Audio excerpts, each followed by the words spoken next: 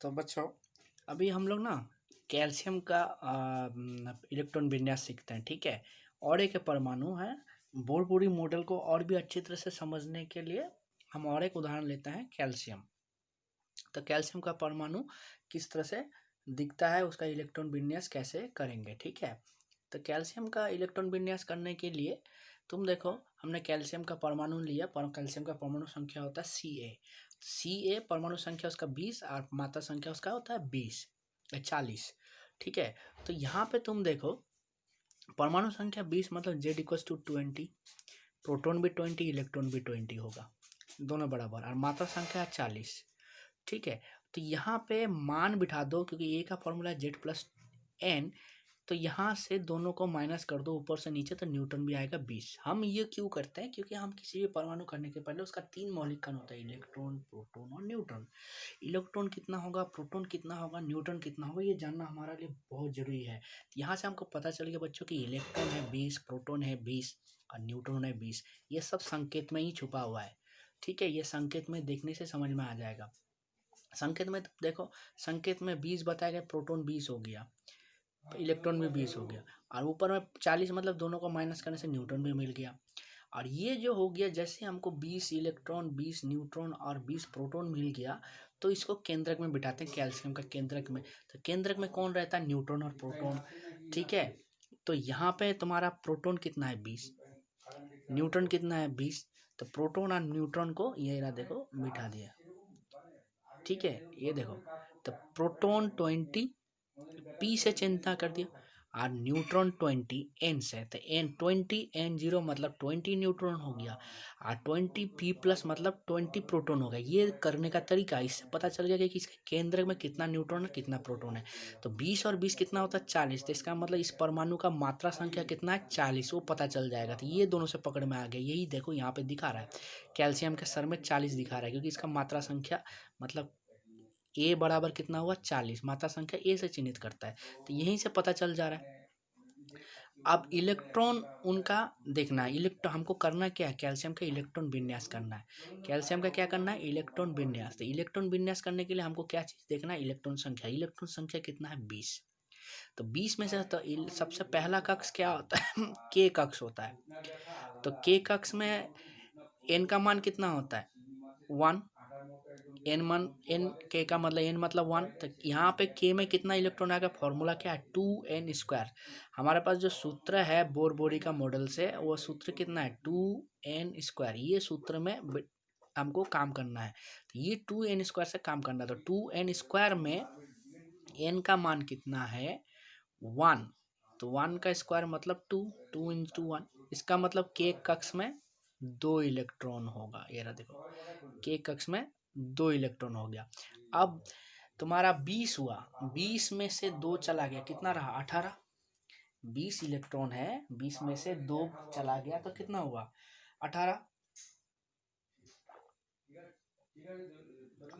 तो अब बाकी 18 के लिए बैठाना है, तो उसके बाद के बाद कौन सा कक्ष आता है? एल।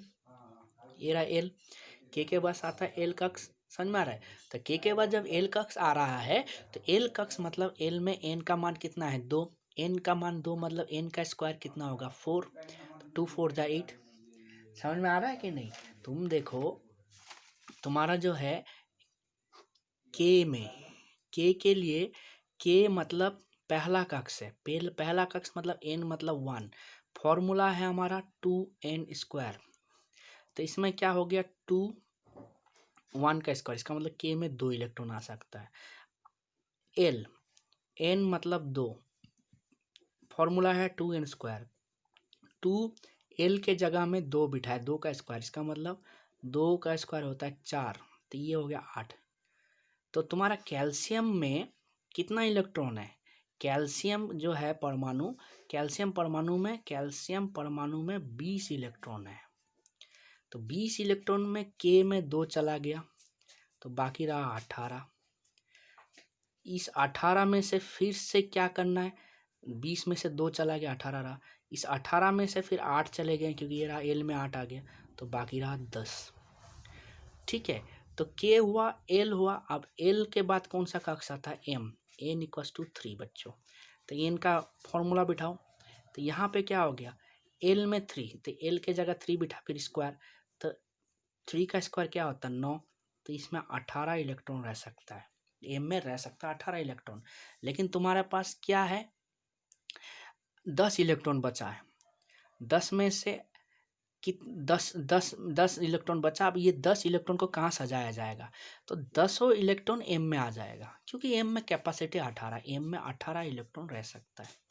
ये बोल दिया कि 18 सर्वाधिक इलेक्ट्रॉन है, ये सर्वाधिक इलेक्ट्रॉन जो है एम कक्ष में रह सकता है। लेकिन बोरबोरी ने ये भी बताया था, बोरबोरी ने और एक नियम बताया, क्योंकि के एल एम तस्वीर में देखो, एम कक्ष सबसे अभी बाहर जा रहा है, यहाँ पे के हुआ अंदर का कक्ष, ठीक है, एल हुआ एम, उसके बाद एम, तो एम हुआ सबसे बाहरी कक्ष हो गया, ये एम जो है सबसे बाहर का कक्ष है, तो ये बाहरी कक्ष हो गया, समझ में आ रहा है। तो बाहरी कक्ष में, तो ये बाहरी कक्ष हो गया, लेकिन बाहरी कक्ष में 8 इलेक्ट्रॉन से ज्यादा नहीं रह सकता, 8 इलेक्ट्रॉन से ज्यादा नहीं रह सकता, ये बता दिया है, ये बताया ये कि 8 इलेक्ट्रॉन से ज़्यादा आप नहीं रख सकते हो। मतलब होना क्या चाहिए था कि अगर ये बात नहीं मालूम होता तो के में 2, एल में 8, एम में 10 रख देते हैं, क्योंकि देखो फॉर्मूला देखो, 2 electron 8 electron 10 electron, total 20 electron का हिसाब मेरे को मिल गया, क्योंकि कैल्शियम में तो 20 ही इलेक्ट्रॉन है, कैल्शियम नहीं लिखते हैं ऐसे 20 और 40, इसका मतलब कैल्शियम में तो 20 इलेक्ट्रॉन है, तो 20 इलेक्ट्रॉन का तो बात मालूम चल गया। तो इसमें सबसे बाहरी कक्ष कौन सा है, बहिष्ठ कक्ष, बहिष्ठ या बाहरी कक्ष, बाहरी कक्ष कौन है, बाहरी कक्ष है एम, जिसके अंदर 10 इलेक्ट्रॉन है, कितना इलेक्ट्रॉन है 10 इलेक्ट्रॉन है, जो कि 8 इलेक्ट्रॉन से ज़्यादा है, तो नियम को उल्लंघन कर रहा है, बाहरी कक्ष में 8 इलेक्ट्रॉन से ज़्यादा नहीं रख सकते, इसका मतलब ये हमारा नहीं चलेगा, ये गलत है, ये गलत है, यहाँ पे 8 इलेक्ट्रॉन नहीं रह सकते, ये भी गलत है, आया समझ में, ये गलत है। तो सही क्या होगा, तो सही ये होगा कि भाई सब सही है, के में आप 2 रखो कोई प्रॉब्लम नहीं, एल में आप 8 रखो कोई प्रॉब्लम नहीं, किंतु एम में आप 10 नहीं रख सकते, तो कितना रखेगा, 8 से ज़्यादा नहीं रख सकते, तो मुझे 8 रखना है, 8 से कम रख सकते हो, 8 से ज़्यादा नहीं रख सकते हो, 8 के बराबर रख सकते हो, तो ये 8 रख दिया। तो अब हिसाब देखिए आप, 2 + 8 + 8, तो 2 के साथ 8 जोड़ दो, 8 के साथ और 8 जोड़ दो, तो कितना हुआ हमारा 18 इलेक्ट्रॉन का हिसाब मिल रहा है, लेकिन इलेक्ट्रॉन कितना है 20, तो हमको तो और 2 इलेक्ट्रॉन चाहिए ना, तो हमारे को और 2 इलेक्ट्रॉन चाहिए, तो 2 इलेक्ट्रॉन कहाँ रखेंगे, तो एम कक्ष में जब नहीं हुआ तो एम के बाद वाला कक्ष में घुसा दो, क्योंकि एन में तो आराम से 2 रह सकता है, क्योंकि एन कक्ष का भी कैपेसिटी देखिए ना, एन कक्ष का कैपेसिटी कितना है, तो एन कक्ष मतलब हमारा एन का मान होगा 4, और 2n² का फॉर्मूला में देखने से 4 का स्क्वायर होगा 16, मतलब इसमें 32 इलेक्ट्रॉन रह सकता है, तो आराम से 2 इलेक्ट्रॉन रख दो भाई, ठीक है। तो फिर हमारा संशोधित जो सही इलेक्ट्रॉन विन्यास होगा, इसका मतलब कैल्शियम का इलेक्ट्रॉन विन्यास कैसा होना चाहिए, ये होगा कैल्शियम का इलेक्ट्रॉन विन्यास। तो कैल्शियम का इलेक्ट्रॉन विन्यास साफ सुथरे तरीके से करेंगे हम लोग, के में 2 इलेक्ट्रॉन डलेगा, के में कितना इलेक्ट्रॉन आएगा 2 इलेक्ट्रॉन, ठीक है, के में 2 इलेक्ट्रॉन आएगा, ठीक है, दिख रहा है ना, के में कितना इलेक्ट्रॉन आ रहा है 2, समझ में आ रहा है, और एल में कितना आएगा 8 इलेक्ट्रॉन, कोई प्रॉब्लम नहीं, ये भी सही है, ठीक है, ये दोनों तो मिल गया।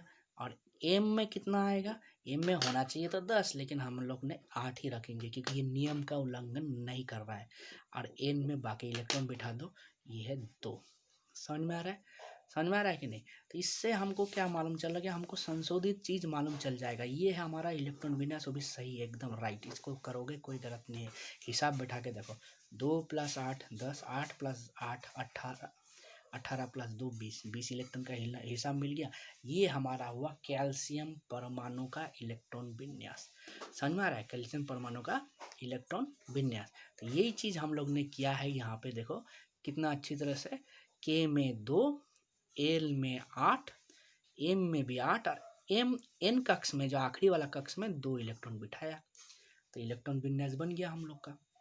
इलेक्ट्रॉन विन्यास मैंने अच्छे से दिखा भी दे रहा इलेक्ट्रॉन विन्यास, के में 2, एल में 8, एम में 8, एन में 2। तो इस तरह से इलेक्ट्रॉन विन्यास और उस तरह से दोनों ही कर सकते हो, एग्जाम में जैसा पूछा जाएगा। समझ में आया?